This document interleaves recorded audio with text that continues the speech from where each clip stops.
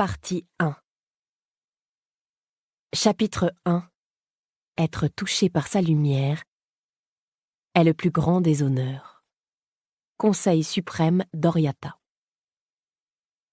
8 mois plus tôt. J'ouvre les yeux. Mon corps est tendu, mon esprit agité et il me faut quelques secondes pour me souvenir. C'est le jour du rayon, de la cérémonie.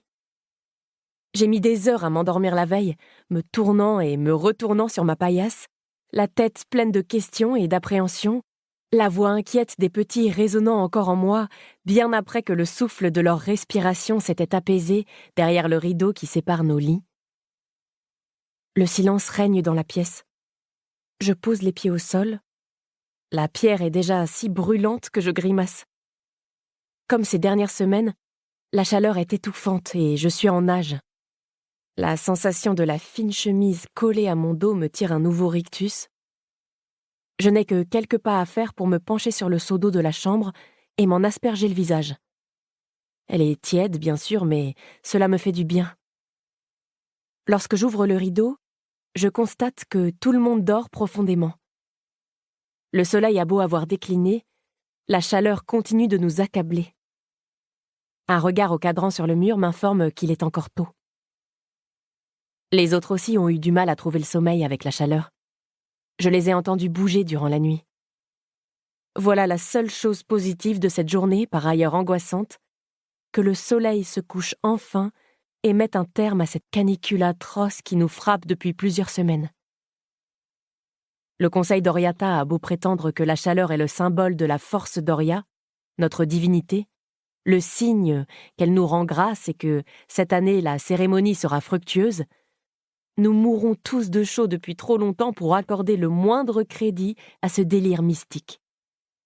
Malgré la menace qu'elle représente, nous sommes nombreux à attendre avec impatience la disparition du soleil à l'horizon. Ajoutons à l'inconfort de la fournaise dans laquelle nous vivons l'inquiétude soulevée par l'enjeu de la cérémonie. Pas étonnant que tout le monde dorme encore. Je m'arrête un instant devant Cléa pour observer son visage apaisé, béni par l'oubli provisoire qu'apporte le sommeil. Je devrais les réveiller, Thias, Olan et elle. Il y a beaucoup à faire, même en ce jour du rayon. Néanmoins, je décide de les laisser se reposer encore un peu. Juste le temps d'aller faire 2 ou 3 emplettes. Les fonds du foyer ne sont pas mirobolants ces jours-ci. Cependant, j'ai économisé de quoi préparer un bon repas. J'espère que, à défaut de les rassurer, cela leur donnera des forces. Nous avons tous appris très tôt à redouter ce jour fatidique. Je prends mes affaires le plus silencieusement possible et me dirige vers la porte quand mon pied bute contre une figurine en bois appartenant à Cléa.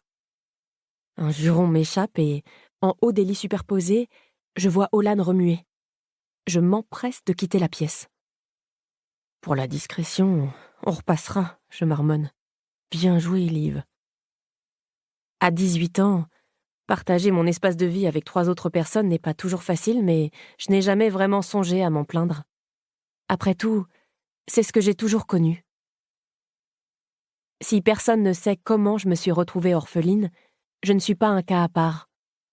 Des enfants sont régulièrement laissés devant la porte du foyer officiel de la ville.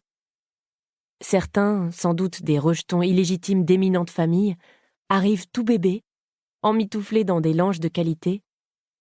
D'autres sont laissés nus sur la pierre. Parfois plus âgés, ils racontent avoir perdu leur famille au cours d'une épidémie ou d'une attaque loin d'ici. Tous sont effrayés et mettent du temps à s'adapter à leur nouvelle vie. Je le sais car si j'ai eu la chance d'éviter le foyer de la ville, j'ai fréquenté beaucoup de ces enfants lors des séances obligatoires d'école dispensées par ordre du conseil. Malgré cette proximité forcée et tout ce que nous avions en commun, j'avais tendance à éviter au maximum les nouveaux arrivants. Leur détresse me brisait le cœur. Je me souviens des premiers mois d'école où je rentrais en pleurs, remerciant la déesse de m'avoir placée sur le chemin de Malos, le remerciant lui de m'avoir accueilli plutôt que d'avoir envoyé au foyer la petite orpheline en haillons trouvée dans une rue. Nous vivons certes sans aide du conseil, mais au moins j'ai grandi au sein d'une famille. Pour continuer à écouter ce livre audio gratuitement, cliquez sur le lien dans la description et vous pourrez l'écouter en entier sans frais grâce à l'essai de 30 jours d'Audible.